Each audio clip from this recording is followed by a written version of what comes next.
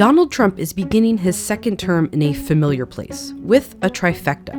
Republicans will also control the House and the Senate, just like when he took office in 2017. We all look back and recognize that the Republican Party was not fully prepared for that moment. We are not going to make those mistakes again. This is a very, very different Republican Party and a very different trifecta than what we saw 8 years ago. Here's why. These senators are sorted based on how often they vote with each other. This is the 115th Senate, the one that started with Trump's first term in 2017. The farther to the left they are, the more they vote with Democrats. The farther to the right, the more with Republicans. For example, here are the senators that were the only no votes against a bipartisan spending bill to stop a government shutdown. These Republicans tend to vote with Democrats the least. There's a similar narrative on the Democratic side. For example, here are the senators that voted against many of Trump's cabinet nominees. And here in the middle are the senators like Joe Manchin, the only Democrat in 2018 to vote to confirm Justice Brett Kavanaugh, and Lisa Murkowski, the only Republican not to.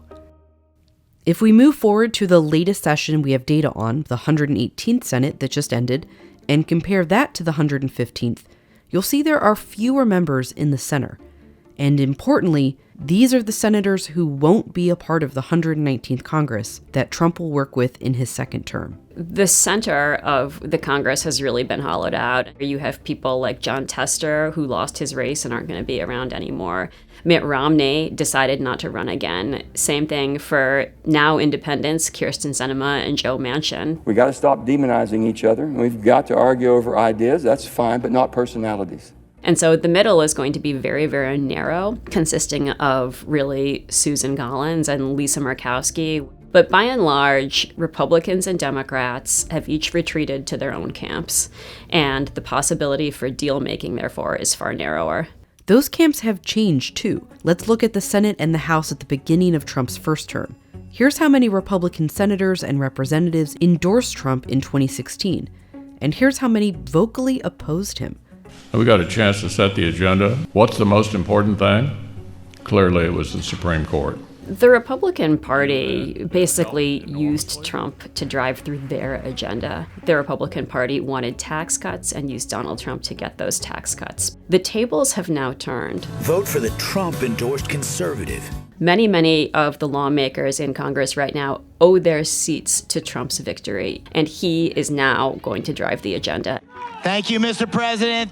That's clear to see if we look at those in the new Congress that opposed him in 2024 and those that endorsed him. We're overwhelmingly focused on advancing Donald Trump's agenda. There's no daylight between their agenda and what they envision and what we envision for the House. Speaker Mike Johnson comes into office with what is going to be the narrowest majority in decades. He starts out in theory with 220 to 215 seats, but that diminishes pretty rapidly.